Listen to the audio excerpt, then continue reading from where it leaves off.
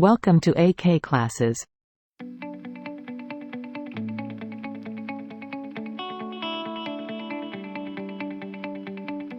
Occupational English Test.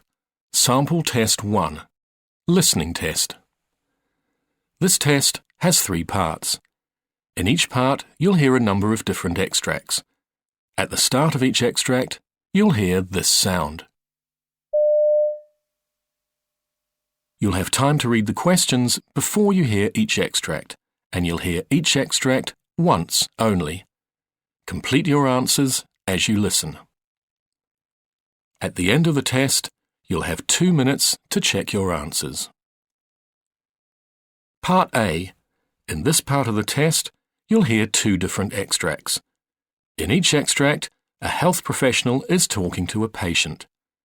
For questions 1 to 24, complete the notes with information you hear. Now look at the notes for Extract 1.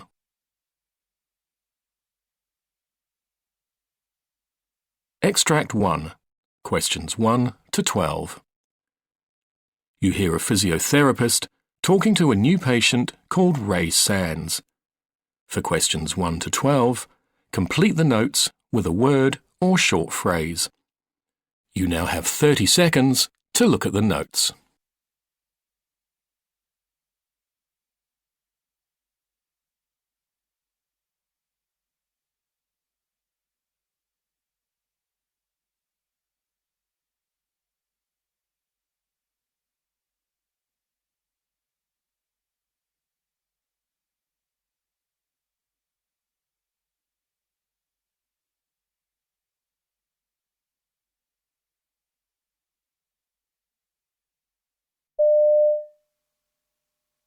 Come in. It's Mr. Sands, isn't it? That's right, Ray Sands. Now, I think you've been referred to me because you're suffering from sciatica. That's right. Not for the first time, actually. OK. Well, I've got some notes here, but perhaps you can tell me in your own words about any previous bouts of sciatica you've had, what treatment you had, what worked for you, anything else you can remember. Righto.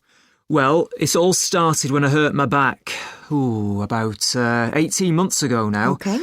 I was giving somebody a hand with a heavy suitcase and I felt it go, just like that.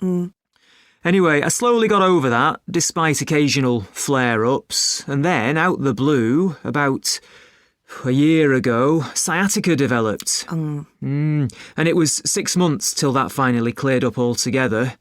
Now it's come back in the last month or so, I'd say. I see.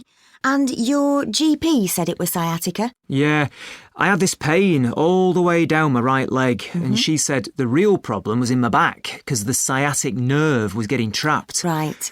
I mean, I'm telling you, this was no ordinary pain. It was really intense.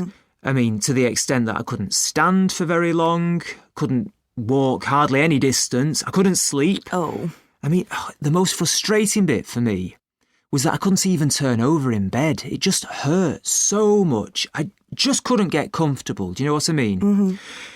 Sometimes I'd have, a sort of tingling feeling in my calves as well. Right. But then at other times, my whole leg just felt a bit numb, really. It was weird. And of course, I couldn't go to work. I'm an events organiser, so I travel about a lot. I'm setting things up for conferences, lugging stuff around, And so there was no way I could manage any of that, the state I was in. OK. So how was this treated? Well, in the first instance, I was given painkillers, obviously. Ibuprofen, as far as I can remember. Right. And I was told to put compression packs on the affected area. I mean, that did ease the pain a little, but I was still housebound, practically speaking. OK. Then the GP sent me to see an osteopath, and I got some treatment there, but it didn't seem to make much difference. Right. So I was referred to a sports injury specialist, of all things. And he did a number of things that did seem to ease things a little, like working on my spine and lower legs. Oh, and he gave me a set of exercises to do at home. I see. Any other treatment? Oh, yeah, I almost forgot. There was this course of injections, and I went for various other therapies, like ultrasound, and another one where they use like electrical impulses. I can't remember exactly what it's called. OK. At one point, I even considered acupuncture, but by then, the other things were beginning to take effect, and the symptoms were subsiding, so I gave it a miss. So, which of these various treatments do you feel was most effective? What made the difference? Well, I couldn't say for certain because it all went on for 4 months without much improvement, really. Then it wasn't until suddenly in the 5th month things changed quite dramatically. So to be honest with you, I think it was the combination of treatments gradually taking effect and coming together rather than one single thing making the difference. OK. And did anyone ever talk to you about what might be causing the problem? Well, I think everyone assumed that a slipped disc was behind it all, but Right. was never actually confirmed as that. I mean, I know there is this other condition where you get a lot of pain in the buttocks, but that wasn't my experience. OK. And did anyone talk to you about aspects of your lifestyle that might be contributing to the problem? Well, I remember actually there was one of the therapists.